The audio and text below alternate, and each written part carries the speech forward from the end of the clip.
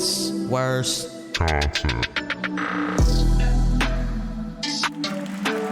Ooh, what it must be. Ooh, what it must be. Divine.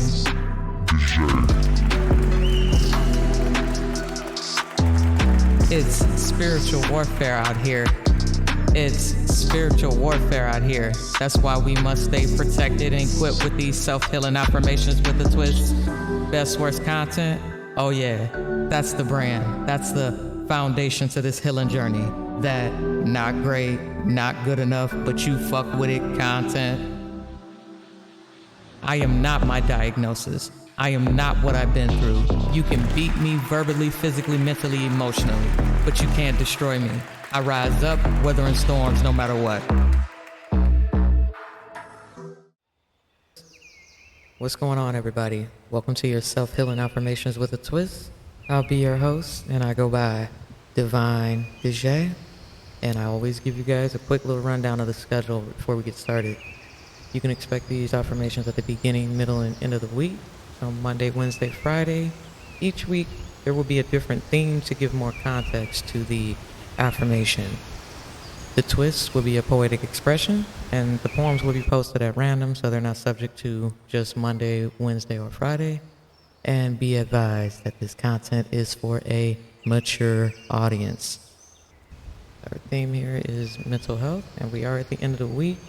And just to give a little recap, if you haven't caught the other two affirmations for the week, we've already gone over realization, stigmas and labels, and today we'll be going over embracing you for you. Now, I already touched on this on the last episode, but I just want to touch on it again just in case somebody didn't hear it. And that is the brand, like how we came up with this, or how I came up with best worst content. And bear with me, you might hear me say we, right? That's all those egos in my head, right? That's all those personalities. So when I say we, we're talking about me and all my crazy, all right? So best worst content. It comes from a place of, I know I might not be super great or really good at something, but I'm willing to give my best. It also stems from feeling like you show up, you come through, you do your best to be a good person, be reliable and dependable, and it's still not seen as enough. This feeling has been with me for a long time. I'm talking about since a child. It's quite taxing on the mental, and it has stemmed over into adulthood and in relationships, right?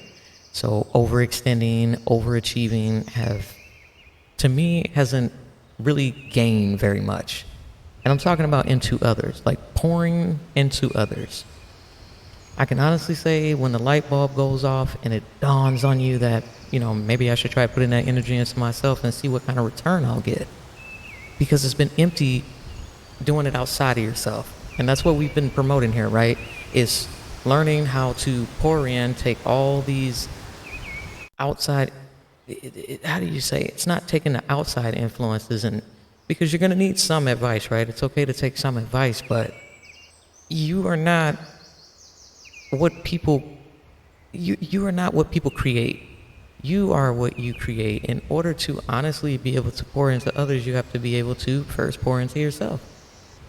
I don't think pouring into yourself is as easy of a concept as people portray.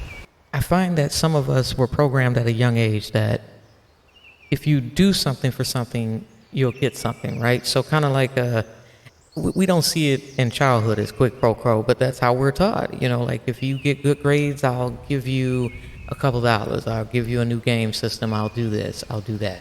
If you get a good report card, I'll buy you this. I'll buy you that. It's validation, right? Like if you do good, you'll get validation. Parents use the same tactic to get chores out of us. You want to go to the mall, you want to play video games, go cut the grass, clean the kitchen.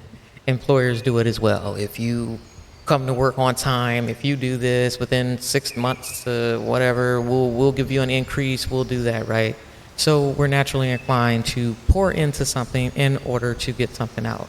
So I feel naturally we're all inclined to make this bit of a mistake. Just, we do it more than others, right? So it's really frustrating how people can hit you with the you shoulda, knew better. Now, what you can say is when you know better, do better. At this point, this would be, either self-sabotage or denial. And all these things can be a straight hit to our mental health. For me and some others, we have to learn how to pour into ourselves. Once you do it, it's all about protecting yourself from depletion, embracing you for you. By seeing you, actually acknowledging your strengths and weaknesses, your accolades, your accomplishments, validating yourself, giving yourself a pat on the back and that round of applause. Be intimate with yourself. Love on you. Know when to sever ties when connections are no longer in alignment. It's okay to have feelings, sit with them, express them, then proceed to move on. Don't sit and waddle. Again, this is not good for your mental health, especially if you're already struggling, with mental health. Acknowledge and accept healing is a process and not a quick one. This is not going to happen overnight. You're going to backslide. You may fall back. You may fall off the wagon, but it's all about getting back up and trying it again and again and again and again. All right? Always going back to that drawing board. And that's figuratively speaking. I live at my drawing board. All right? We're gonna marinate on that. Recovery is a lifestyle, a long-term commitment.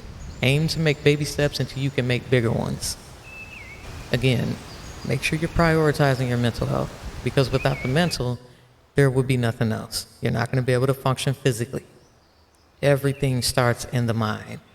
And I'm learning this, right? This is a learning journey. The more that I get into, and be open-minded. Being open-minded is the most attractive thing that you can do, because you embrace different understandings, different ways of life, different walks of life. And that's what diversity is all about. That's what inclusion is all about. Because when you really tap in on this spiritual journey, and I'm telling you, man, you're going to come across some information that have you mind blown. And I was reading a couple of verses out of the book of Enoch. And if you haven't read it, just be open, and that's all I'm gonna say about that. Just be open to reading those lost books, right? Because it talks about and I'm gonna butcher this word, I think it's the Slavonic, if that's how you pronounce it, version of it. Because there's 3 books: the Ethiopian, the Slavonic, and the Hebrews. But in that Slavonic version, it really breaks down the different levels to heaven, right? The different levels to this world, if you believe that, right? But we're not gonna dive into that. But there is a part in there where God is talking to Enoch, right? And Gabriel's there too. But mind you, he's telling the secrets to his creation. And when you really read that part, he's really talking about the power of manifestation, how he manifested, how he decided to go about doing what it was that he was going to do. And I say he in the context of, that's what we've all been taught to say, but we know this is no he or she entity, right? God is not that of anything human, all right? It's angelic. But he has that. He talks about how before he came up with the trees, the this, the that, all the beautiful things that we see, before he came up with those things, it started in his mind. He literally talks about there being 2 forms, the spiritual and the physical, all right? That 5D, that 3D. So it is important that you prioritize your mental health, because we ain't about to dive off into that subject unless you want to get into that subject. And you guys know you can hit me up for that. So prioritize your mental health, and don't let nobody misguide you, mislead you, tell you, oh no, you shouldn't know. Yes, you should. Prioritize it. Sit with yourself, and I promise you need to sit with yourself through prayer and meditation. All right? And until next time, until we meet again next week, y'all, make sure y'all be smooth, and remember, one love is one love for self, and we'll see y'all again soon. All right? Peace.